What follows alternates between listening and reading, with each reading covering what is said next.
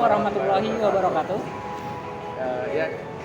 Kali ini kita pengen observasi bersama, ini sebelumnya sama Kak siapa Kak? Kanza. Kak Kanza. Ya, Kak di sini kita nih ada tugas buat observasi manajemen kinerja sebelumnya. Ya, kita pengen nanyain cuma beberapa hal doang sih sebenarnya. Ya, yang pertama tuh ada Kakak nih sebelumnya perusahaan Kakak bergerak di bidang apa sih Kak? Kalau boleh tahu? Bidang kesehatan. Oh, bidang kesehatan. Nah, kalau buat kapan perusahaan Kakak nih berdiri tuh udah berapa lama gitu buat jalannya? Berdirinya udah 4 tahun. Udah 4 tahun.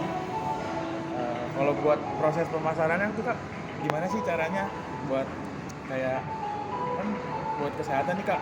Kayak Kakak nyari orang buat masuk ke perusahaan Kakak tuh gimana sih? Kalau untuk pemasarannya standar ya, kayak melalui sosial media, kita pasang flyer atau flexi, terus sama kita sebar flyer atau brosur di mall-mall di tempat yang kita akan buka. Peran Kakak di perusahaan Kakak nih sekarang sebagai apa ya Kak? Oh, aku supervisor. Supervisor. Sebagai supervisor Kak, Kakak udah berapa lama nih dalam posisi yang sekarang ini Kakak tempatin? Oh, kalau posisi supervisor aku udah kurang lebih 1 tahun. Kurang lebih setahunan lah ya. Oke. Pandangan Kakak buat penilaian kinerja karyawan di perusahaan Kakak tuh gimana sih? Dampak penilaiannya kira-kira bakal berasa nggak sih ke karyawan Kakak? Ya jelas dong. Semuanya itu pasti akan ada dampaknya gitu. Penilaian karyawan itu pasti akan ada dampaknya. Misalnya kayak kinerja menurun atau kinerja lagi bagus, itu pasti akan ada dampaknya ke perusahaan. Kalau buat proses perekrutan Kak, kan kayak Kakak bisa bekerja sama orang-orang yang kayak gimana lah, kayak salah satu syaratnya tuh yang kayak gimana sih? Kayak Oh, yang jelas bisa bekerja di bawah tekanan. Itu nomor 1. Berarti targetingnya ke perusahaan Kakak tuh karyawan yang seperti apa? Berarti yang di bawah tekanan kayak gitulah ya? Iya, yang jelas yang bisa bekerja shift, mampu berkomunikasi dengan baik, terus utamanya komunikasi, tapi lebih ke arah harus Mencapai target. ya, kalau mencapai target itu pasti ada ya, setiap perusahaan itu pasti ada, tapi kalau nggak dimulai dari komunikasi yang baik itu akan sulit lah. Nah, berarti kalau gitu, misalnya karyawan Kakak nih nggak mencapai target atau kurang semangat gitu dalam mengejar targetnya, tindakan yang Kakak lakuin tuh kayak gimana sih?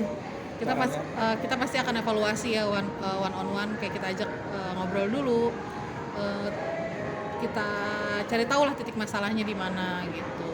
Misalkan kalau kita bergerak di kayak target kayak gini, kita akan tanya dulu nih, di luar dan di dalam ada masalah apa. Di luar tuh misalnya kayak di luar pekerjaan tuh ada masalah keluarga kah atau masalah apa gitu. Karena masalah yang di luar pun akan mempengaruhi kinerja kita gitu. Berarti kalau itu kan yang tadi kan yang tidak memenuhi target. Kalau Kakak mengapresiasi karyawan Kakak yang memenuhi target itu Biasanya kita ada reward sih. reward ya. Jadi kalau kendala nih Kak, kendala dalam Kakak dalam menangani perusahaan Kakak tuh ada sih nggak sih kendala yang suka terjadi di dalam divisi atau perusahaan Kakak tuh ada nggak? Kalau kendala sih pasti ada ya, tergantung kita kita nyikapin aja.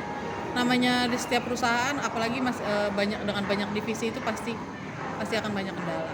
Kendalanya macam-macam. Kalau di aku mungkin lebih ke arah kendalanya transaksi mungkin aku.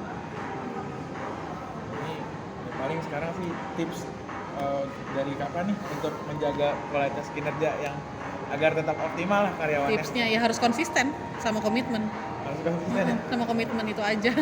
Karena kalau kerja nggak konsisten itu udah pasti nggak bakal bisa awet. Kalau kita nggak komitnya nggak usah sama perusahaan, sama diri sendiri itu harus komit dulu. Bisa datang ke tempat kerja dengan on time, itu kan komit.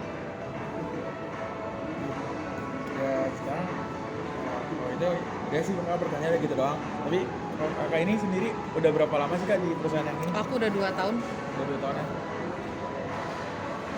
Sebagai penutup aja nih Kak, motivasi buat kita nanti misalnya udah selesai kuliah kan sebagai fresh graduate, tipsnya agar bisa survive lah di dunia kerja tuh gimana sih Kak?